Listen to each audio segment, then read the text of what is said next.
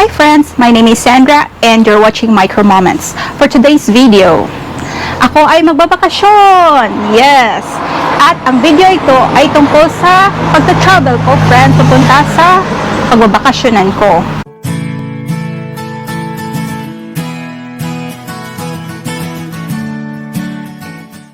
According kay Google, pwede naman pong lakarin from Skien papunta ng Svolvær, Lofoten, ng 393 hours lamang. Ito po ay average na lakaran.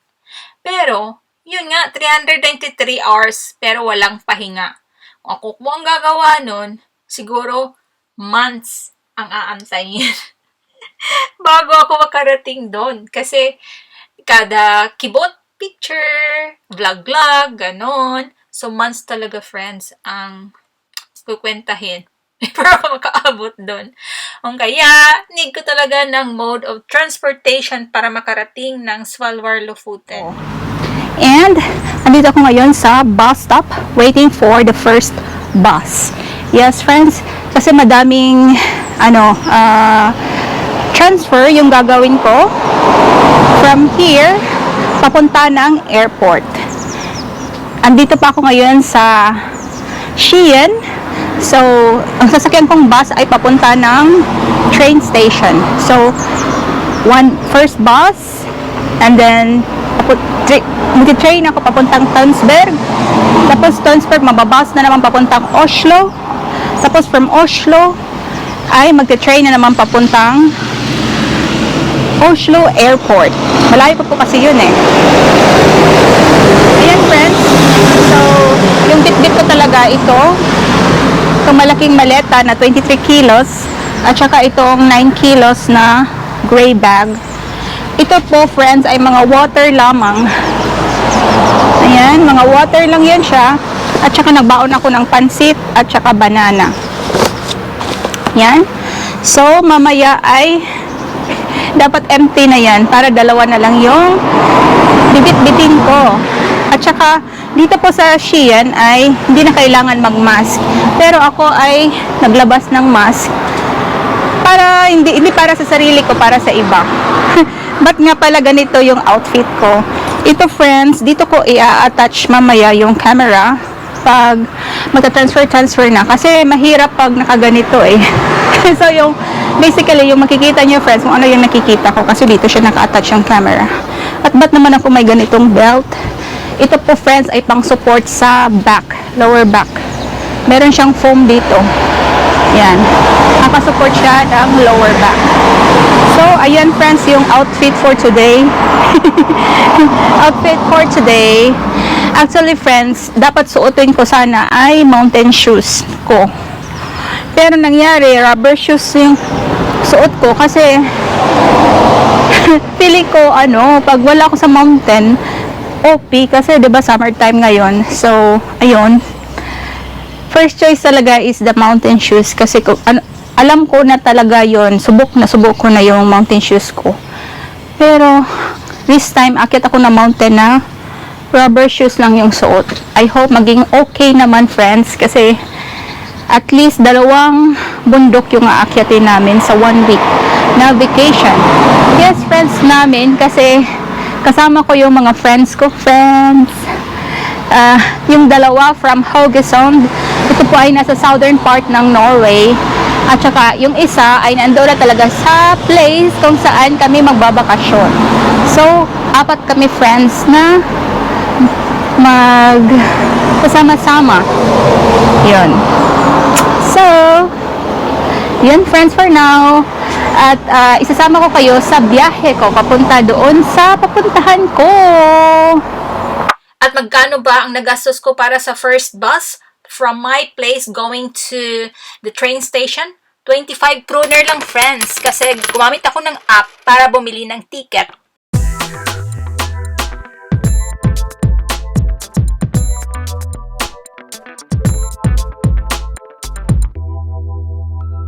Nandito na ako sa Togstation, train station. Tingnan nyo, train station. And ito yung bus na sinakyan ko kanina. So, good kid. Ibig sabihin ay early. Ayan friends, kung anong oras na ngayon. Oras ay 7:37 pa lang. And yung train ay 8:09. At sa ngayon, kasi ako lang mag-isa, so pwede ko na itong tanggalin yung mask ko. Yan. Actually friends, parang dalawa lang kami kanina na pasahero. Pwede naman talaga hindi na mag-mask. Pero para nga sa, hindi para sa sarili, para sa ibang tao ay nag-mask ako. Yan. Yan, malayo pa yung yung biyahe. Actually friends, kung titingnan nyo, talaga siya, from my place, isang bus at saka isang train lang talaga. Ito yung R11, ito yung sasakyan ko. From Skien, andito tayo. Diretso talaga yan sa airport. Yan. May talaga direct train. Inayos lang friends, inayos yung train. Kung kaya, instead na isang sakayan ng train from here to the airport, ay sasakay ako ng, nasan ba yan? From here, hanggang dito lang yung train. From here, papunta lang dito. Tapos, from TØNSBERG, papunta ng, asa na yung Oslo S. Nawawala ako sa Oslo S. Ba't andito yung Oslo? Yan. Dito, siya, bus. Tapos, from here, going to Oslo Airport, isa na namang train. Putol-putol dahil sa inayos yung track ng R11. Ito yung name ng dinadaanan ng R11 ay inayos. Kaya, yun ang nangyari. Need kong sumakay na madami. Instead na dalawa lang. Isa from my place, pupunta dito sa train station. Tapos isa dapat from train station, pupunta sa airport. Naging madami tuloy.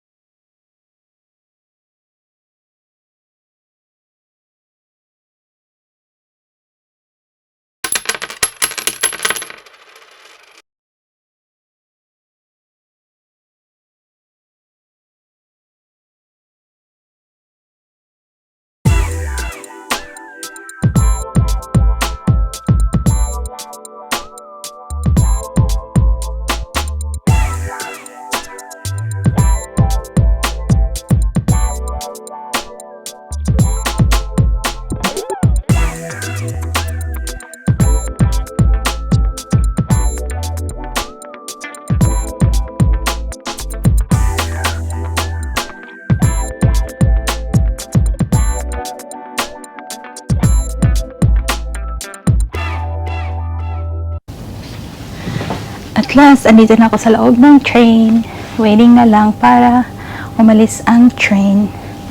Ayan yung mga bagahe ko. Actually, meron yung lalagyan ng bagahe. Pero, dito ko na lang siya ilalagay sa gilid ko. Yun.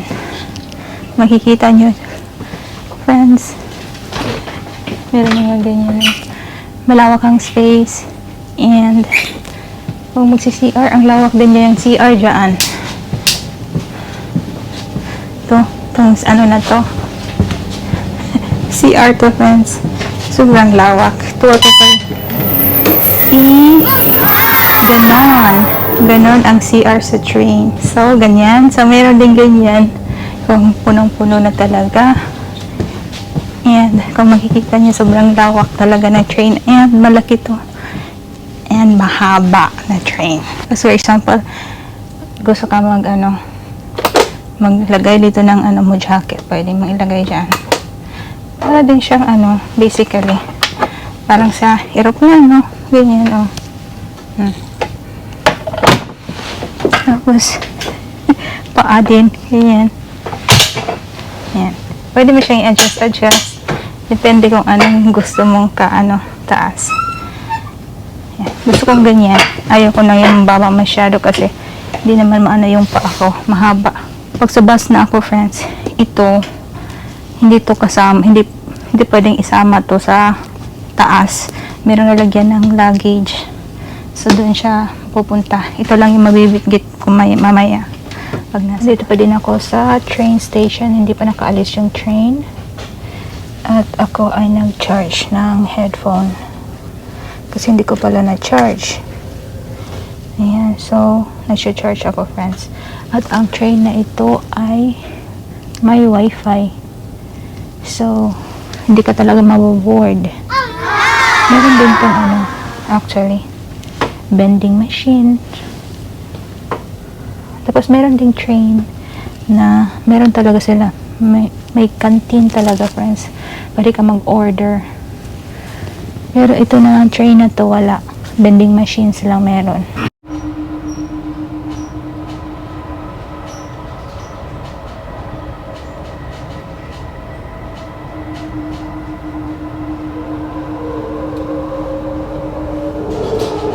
From Skien to Oslo Airport ay may 3 tickets na need i-check.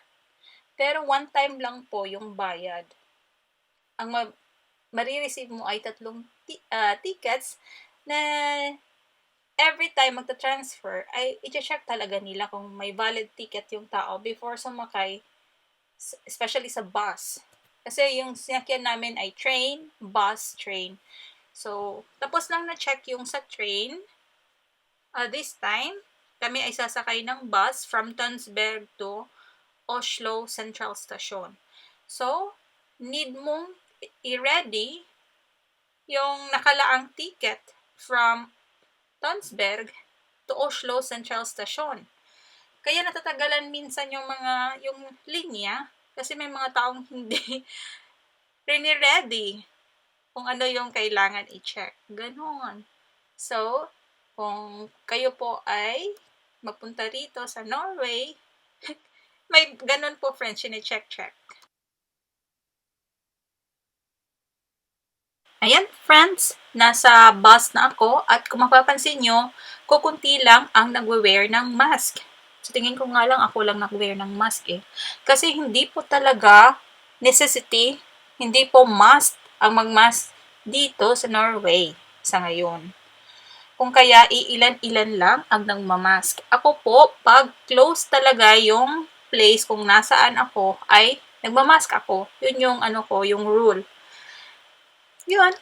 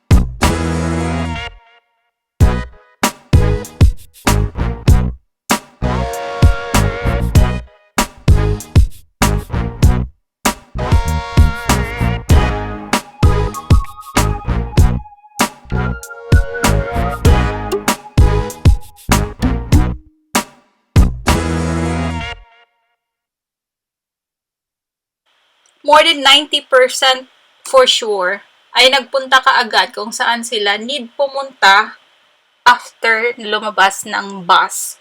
Pero ako, friends, dahil sa naiihi na talaga ako, friends, at hindi ako umihi sa bus, kasi may CR po sa bus, ay nagpuntungo pa, tutungo pa pala, sa library para umihi. Kung kaya, makikita nyo, friends, kung gaano kaganda ang library sa Oslo at iba pang places from library going to train station. Kung gaano ito kaganda.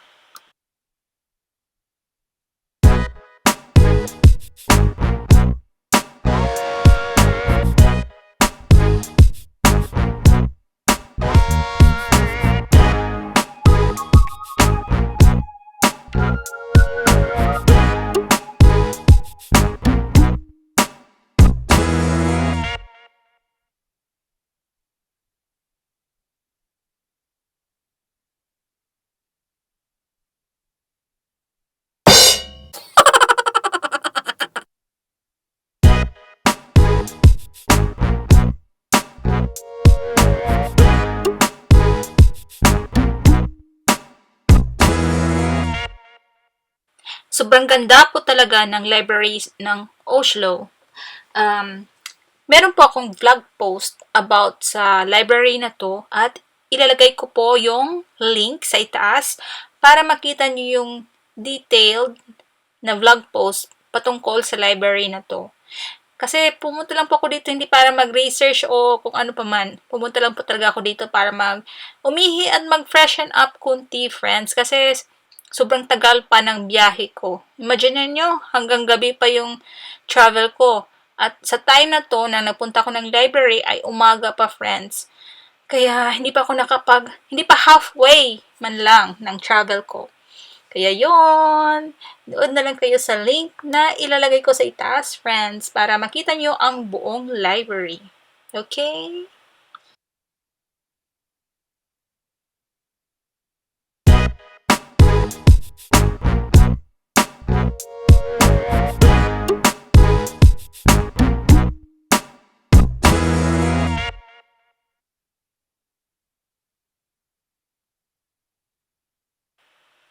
Ayan, pasilip naman tayo sa Oslo.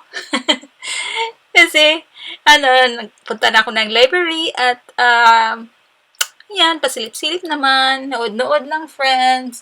Yung way papunta sa train station. Sa totoo lang, friends, it takes time talaga papunta doon. Pero naka-fast forward po to, kaya medyo malapit lang siya tingnan. Yan, friends. Enjoy nyo lang kung ano yung nakikita sa paligid-ligid. Kung makikita nyo, friends, sa totoo lang ay hindi talaga necessity ang mag-mask sa buong Norway. Pero, syempre, ang mga tao, pag nasa indoor na, lalo na pag walang mga bintana, yun, nagmamask talaga. Kaya kung nakikita mo yung vlog post ko, may mga times na may nagmamask ang mga tao at ako nagmamask at may times na hindi nakapagmask. Yeah. Ayan, ang lapit na natin sa Central Station. Yung Oslo Central Station, dyan yung metro at saka trains. Sobrang saya lang talaga, friends, sa pakiramdam na nagawa kong magpunta pa ng library para doon at mag-freshen up para makita nyo din kunti yung library sa hindi pa nakapanood ng library post ko. At saka, konting makikita patungkol sa Oslo before pa ako sumakay ng train station. Masaya ako doon kasi medyo nalibot ko na din kayo before pa ako sumakay ng train papunta ng Oslo Airport. Diba ang saya lang?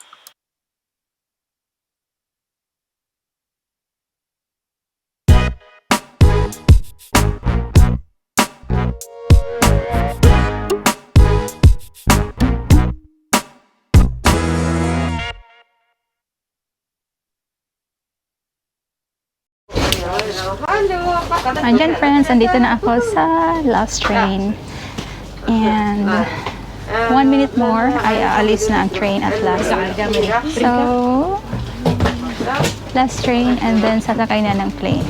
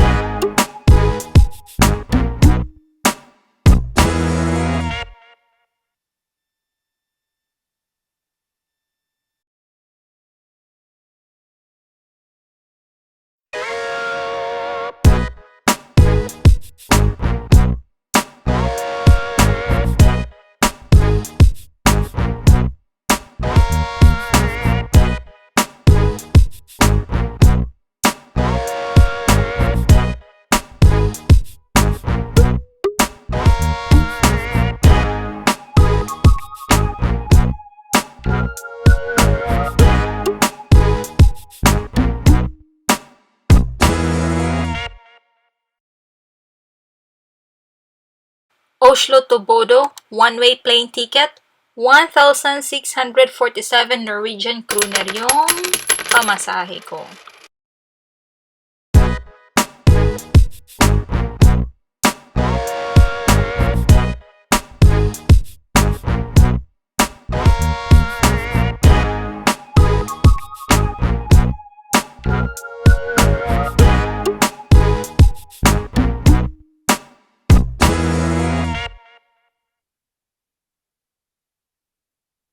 Welcome to Bodø City! Yes, friends, at hindi po ito ang first time na nakarating ako sa lugar na to.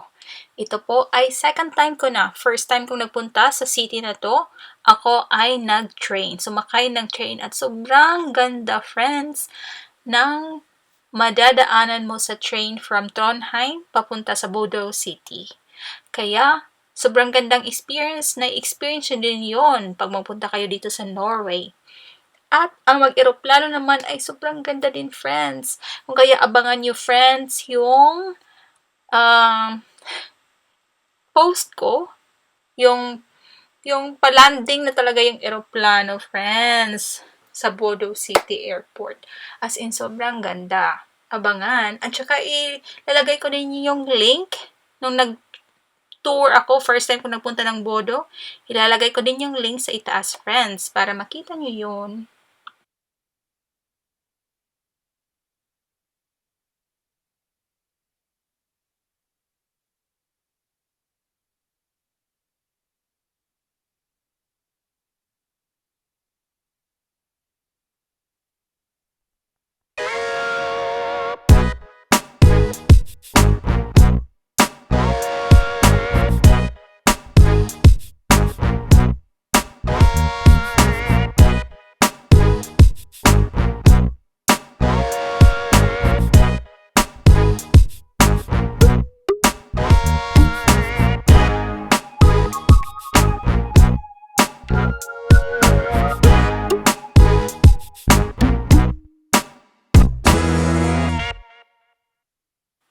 Hindi naman ako nainip, friends, sa pag-wait ng barko kung kailan ito magsisail. Kasi, friends, yung window period, kung kailan naglanding yung eroplano at saka magsisail na yung boat papunta ng Lofoten ay 1 hour lang. At ako po ay naglakad lamang from airport papuntang terminal. Kaya hindi ako nainip. Hi friends, hindi ako nakapag-update kanina kasi yung mga kasama lang dito sa table. Ayan o, nagre-record ako.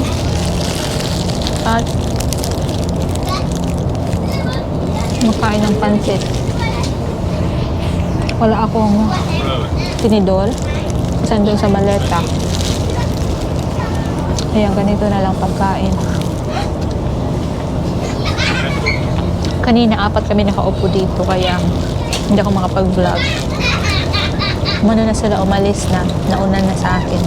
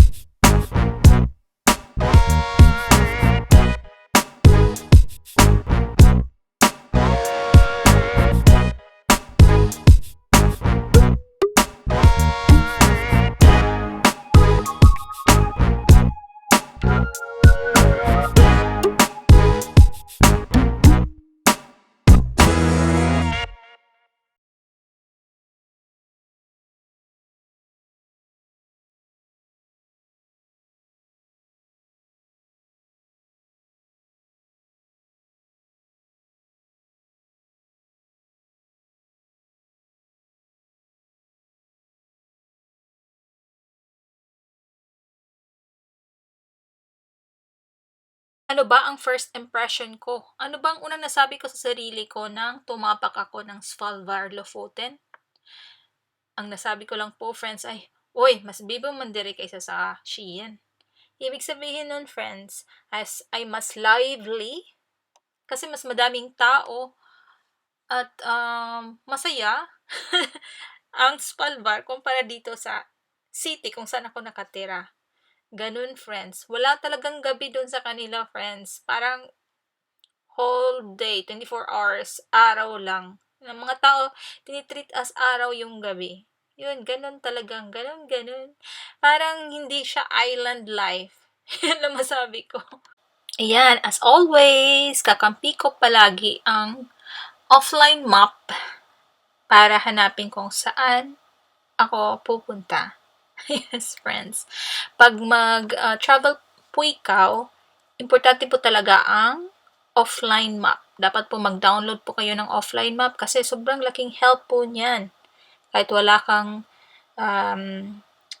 internet sa phone mo, kasi offline map pwede.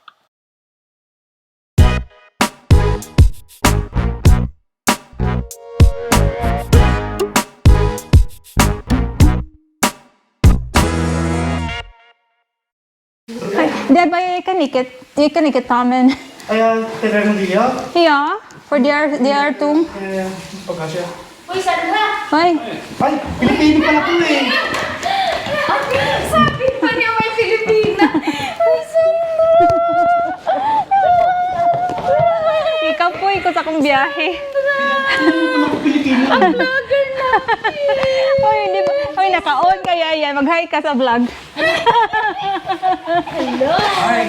Ay, yes, nakit may kung Filipinos, may na transport ko. Hello. Yes, po, tidayag. Ado pra Pilipino. Men doon ikasumara. Det är bara jag är så upptatt med adress och Det var sånn koffert. ja, tack för hjälpen. Skal du bo der, da? Eller? Hvor? Jag är här nu men... Til venstre. Ja, der borte. Til venstre. Hä? Det var tom.